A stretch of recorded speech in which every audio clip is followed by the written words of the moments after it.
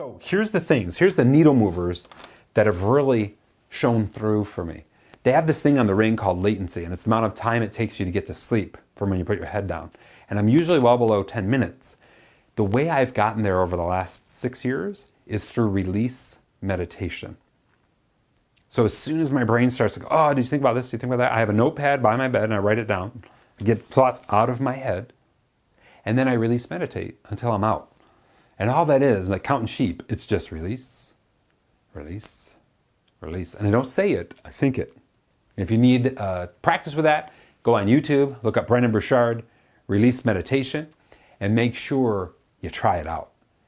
That's what gets me to sleep. It drives my wife nuts. Like within 3 to 5 minutes, I'm out. Snoring, I don't usually snore, but deeper, I'm in. And it's release meditation. So really pivotal. But there's a couple of things that I know about me that relate to assuring that I'm in that mode of full sleep and ready to go to sleep. And it's mental, emotional, spiritual, and physical satiation. I don't even know if that's a word, but I put it up there. To feel satiated in those 4 realms. So what does that actually mean for me? So I paid a lot of attention. Mentally, I've given it all I've got. My brain is like, I'm done for the day. That's how I want to feel when I'm winding down my day. Emotionally, I put out as much as I can. I get to the sensation of I just can't talk to anybody. I can't do anything else. I just need to sleep. I want to feel that.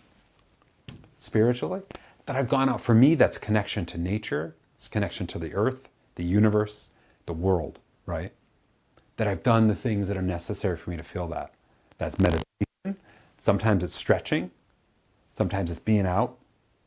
And that ties to the last one, the physical piece, is assuring that the best sleep that I get in those charts is when I've really gone out and run or done some sprints in the park, a little bit of workout, and then the day I've gone and walked, usually 2,000 steps. I do a walk around the buildings where I'm at, and then I sometimes will walk in the park.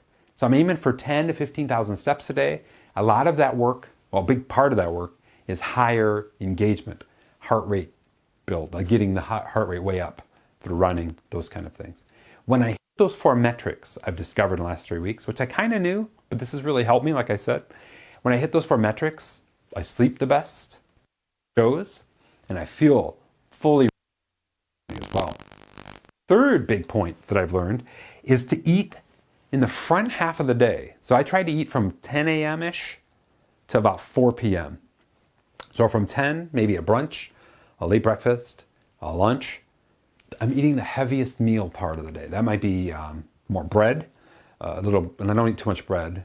Maybe meat. I don't eat too much meat either. But I'm eating heavier things in the first half of the day. And then at night, it's a light, sometimes it's my high performance shake, spinach, kale, these kind of things. Whatever that is, I'm on it. So as I've noticed, when I eat lighter at night, I go to bed and I feel like my body isn't working to digest anything. My body is ready for rest. You see the stack here? So I know this is pretty in-depth, pretty detailed, but I'd love to know any takeaways that you've gotten so far from what I've just shared. How are you putting yourself to sleep at night? What's working for you? Have you tested something? What have you done to really satiate your mental capacities, emotional, spiritual, physical in the day? And I hope you're sensing, and maybe you have sensed this or maybe you live in this, where when you feel like you gave your all and your body is just like, give me rest, I need to reset, recharge, repair, rejuvenate. You ever have that sensation? I get those, especially on the days that I work out and run, which is usually 2 to 3 times a week. So I'm thinking maybe I need to do that a little bit more per week just to sleep better. And why is it important for me to sleep better? Because I want to be that. And I want to share and scale. And if I get a little better rest, that means I'm a little better in the day. And that small, little bit of better adds up, the compound effect. Does that all make sense? Whew, so much power. 4th item